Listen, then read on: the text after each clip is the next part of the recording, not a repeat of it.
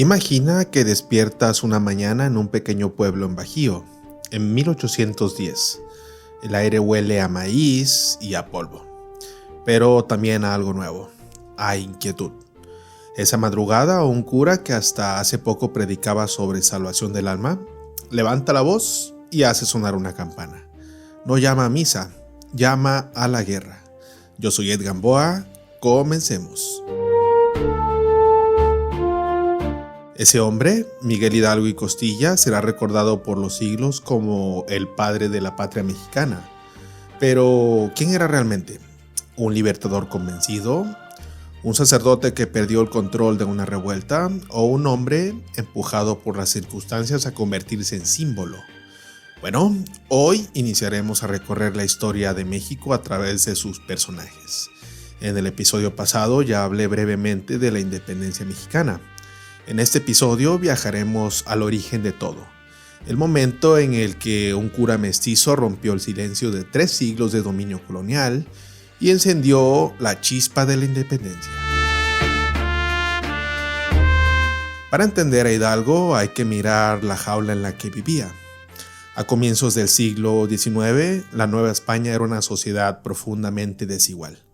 Los peninsulares, españoles nacidos en Europa, controlaban el poder político, el comercio y la iglesia. Debajo de ellos estaban los criollos, hijos de españoles nacidos en América, que tenían riqueza, educación y también tenían tierras, pero a los que se les cerraban las puertas de los altos cargos. Más abajo estaban indígenas, mestizos y afrodescendientes. Estas castas sobrevivían bajo un sistema que los mantenía al margen. Durante el siglo XVIII, las reformas borbónicas impuestas por la corona española endurecieron los impuestos, limitaron el comercio local y reforzaron el control de la metrópoli. Muchos criollos que antes habían vivido cómodamente se sintieron desplazados. Y como suele pasar en la historia, cuando los privilegiados se sienten oprimidos, algo comienza a moverse. La invasión napoleónica en 1808 terminó de sacudir el tablero. El rey Fernando VII fue capturado y Napoleón colocó a su hermano José Bonaparte en el trono, mejor conocido entre los españoles como Pepe Botellas. Nunca lo quisieron, la verdad. Bueno, en América la pregunta se volvió inevitable. Si en España no es rey legítimo, bueno, entonces ¿a quién obedecemos? Esa grieta en la autoridad fue el inicio de todo. Miguel Hidalgo, o mejor dicho, Miguel Gregorio Antonio Ignacio Hidalgo y Costilla, nació el 8 de mayo de 1753, en la hacienda de San Diego de Corralejo, en Guanajuato. Su familia era criolla con cierta posición económica. Desde joven mostró una inteligencia poco común. Estudió en el Colegio de San Nicolás de Valladolid, donde llegó incluso a ser rector. Era un cura atípico. Hablaba francés, leía a los filósofos ilustrados y no temía en cuestionar los dogmas. Le gustaba el teatro, la música, la agricultura y sobre todo tenía un interés genuino por la gente común.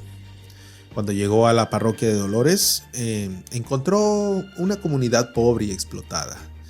En lugar de limitarse a simplemente dar misa, enseñó a los campesinos a cultivar viñedos, a crear gusanos de seda y a fabricar cerámica. Él buscaba que pudieran ganarse la vida sin depender de los hacendados.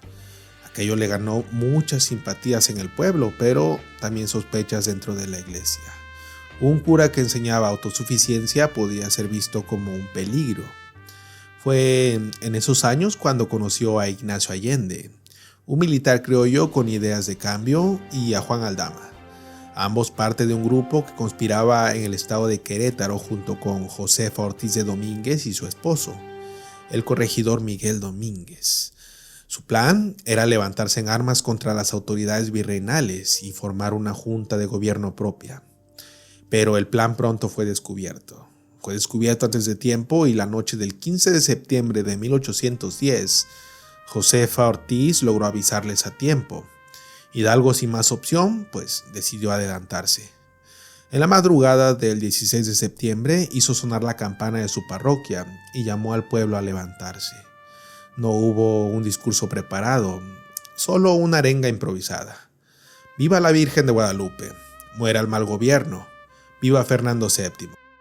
La verdad es que aún no se sabe y no se llega a un consenso de cuáles fueron las palabras exactas que Hidalgo pronunció. Lo que sí es que aún proclamaba lealtad al rey cautivo.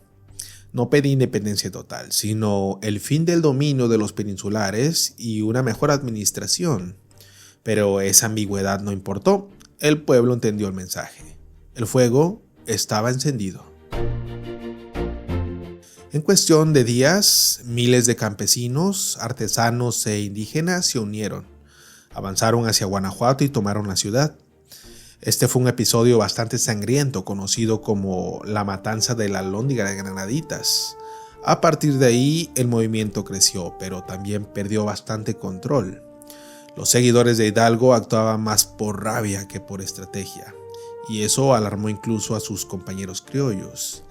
El 30 de octubre de 1810, Hidalgo venció en la batalla del Monte de las Cruces y tuvo el camino libre para marchar sobre Ciudad de México.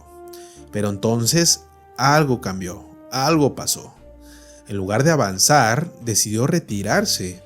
Nadie sabe con certeza por qué. Algunos dicen que temía una matanza en la capital, otros dicen que perdió confianza en sus tropas. Sea cual sea la razón, aquella decisión marcó su destino. Los realistas se reagruparon y en enero de 1811, en el puente de Calderón, derrotaron definitivamente al ejército insurgente. Después de la derrota, Hidalgo huyó hacia el norte junto a Allende y a otros líderes, pero fueron traicionados y capturados en Acatita de Baján. El cura fue juzgado, degradado como sacerdote y fusilado el 30 de julio de 1811. Su cabeza, junto con la de Allende, Aldama y Jiménez, fue exhibida en Guanajuato como advertencia para quienes pensaran seguir su ejemplo. 4 meses de guerra. Eso fue el tiempo que duró Hidalgo al frente del movimiento. Pero en esos pocos meses logró algo que 3 siglos de colonia no habían permitido: despertar la idea de que México podía existir como una nación. Hidalgo no fue un ideólogo en el sentido estricto. No dejó tratados ni escritos políticos extensos, pero sus acciones revelan un pensamiento progresista y humano. Promovió la abolición de la esclavitud, la devolución de tierras comunales y la suspensión de tributos a los indígenas. Su causa combinó justicia social, orgullo criollo y fervor religioso. Y aquí está una de las paradojas más interesantes. El mismo cura que leía a los enciclopedistas franceses usó la religión para movilizar al pueblo. Tomó la imagen de la Virgen de Guadalupe, ese es un símbolo profundamente mexicano, y la convirtió en un estandarte de libertad. Con eso transformó la devoción en identidad. Entre sus aciertos, el más evidente está el atreverse a hacer las cosas. Su voz rompió con siglos de silencio.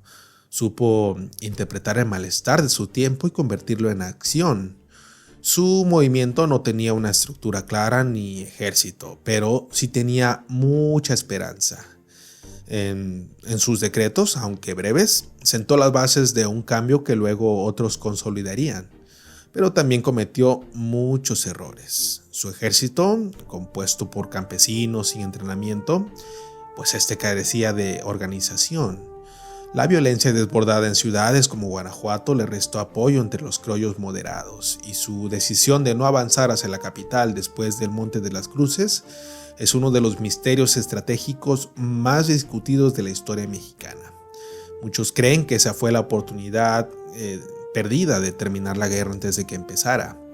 También sus diferencias con Allende y otros líderes mostraron que el movimiento no tenía una cabeza única ni un plan político claro. Aún así, su figura trascendió. Hidalgo murió sin ver una patria libre, pero dejó encendida una llama que otros, como Morelos, Guerrero e Iturbide, ellos la mantendrían viva. Su nombre pasó el de ser un cura rebelde a un símbolo de identidad nacional.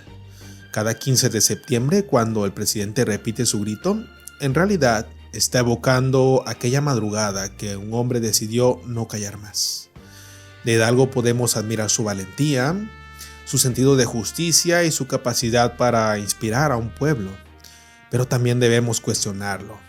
Su falta de preparación, sus decisiones impulsivas y su responsabilidad en una violencia que a veces escapó de su control. Sin embargo, pues la historia rara vez se mueve por personas perfectas. Grábense esto. La historia se mueve por quienes se atreven. Quizás Hidalgo no fue el estratega que México necesitaba, pero sí fue el catalizador que México esperaba. El primero que, desde su fe y su humanidad, tocó una campana y nos recordó que los pueblos también pueden despertar. Y desde entonces, México no volvió a dormir igual. Hasta la próxima.